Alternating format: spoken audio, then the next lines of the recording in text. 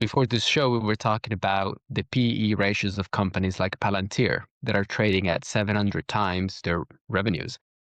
We know that this is perhaps a sign of a bubbly market.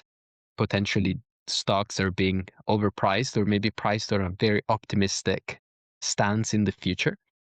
And so perhaps we see overconfidence in the market, but it's also true that our productivity on a day to day basis is skyrocketing. What's your overview on this? Yeah, I mean, for anybody who doesn't know PE ratio, it's basically the earnings per share versus the, oh, sorry, I should actually be confident in what I say there. The share price over The share earnings? price to the company's earnings. Yeah, so for anybody who doesn't know what a PE ratio means, it's basically the earnings versus the actual price of the share. And if it's overvalued, it basically means that the company share price is way overvalued to the actual earnings of the company. So it's a sign of a bubble.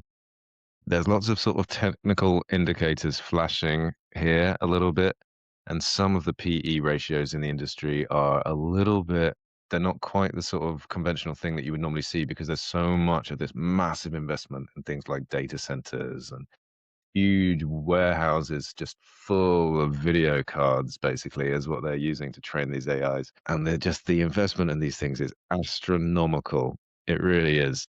Like companies like Meta are spending, the GDP of a small country to train AI. And the question is, who uses Meta AI, right? Nobody uses Meta AI. It's way worse. It's kind of trailing behind the OpenAI innovations. It does everything like less well than they do. And there's an argument to be said that like, okay, companies like Apple tried to make their own AI. They kind of failed at it. All that investment was pointless for them. They instead have been sort of bidding on who to incorporate into the next iPhone, right? They're maybe going with Gemini now, apparently, which is a bit of a surprise because it's their biggest rival, whereas OpenAI was kind of touted as the AI that was going to be in the next iPhone. It's a bit of an interesting behind the scenes story there, I expect. But, what I'm saying is that like a lot of this investment and capital and money is probably going down the toilet in a bit of an arms race. Yeah, I think that especially for the large stock listed companies, there are three strategies you can use for AI. You're either the AI developer, which is what Google, Meta, OpenAI, which is mostly owned by Microsoft, and Nvidia are doing.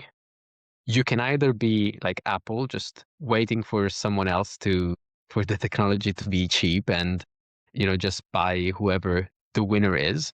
Or you can just be like Amazon, where you integrate all the AI you possibly can and you cut all your costs across the board. We saw that Amazon just released over 14,000 employees this week.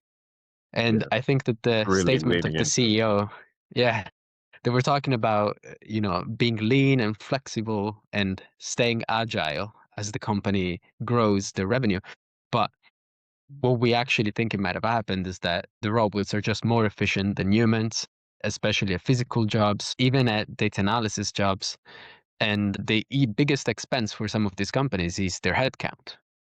When you need to pay the salaries of hundreds of thousands of people, that's your biggest expense. Like Apple and Amazon are examples of how undeniably AI is a useful thing to have. It's not just a complete fantasy where it's not going to be used for anything. Like the dot-com bubble, famously, websites that were just completely useless and nothing, and just silly domain names were selling for like tens of thousands, hundreds of thousands of pounds, and it was just a complete bubble based on no value at all. Whereas this, at least it has value. The question really is that if we're like Sorry. The question really is if we're just overvaluing everything so massively because of the cost to produce these things.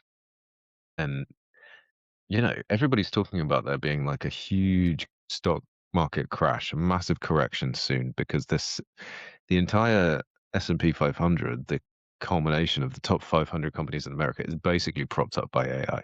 Like if you take AI out of the equation, America is essentially in a recession, but Yeah. with AI, it's the best economy we've ever seen. It's reaching all-time highs. Everything's doing great.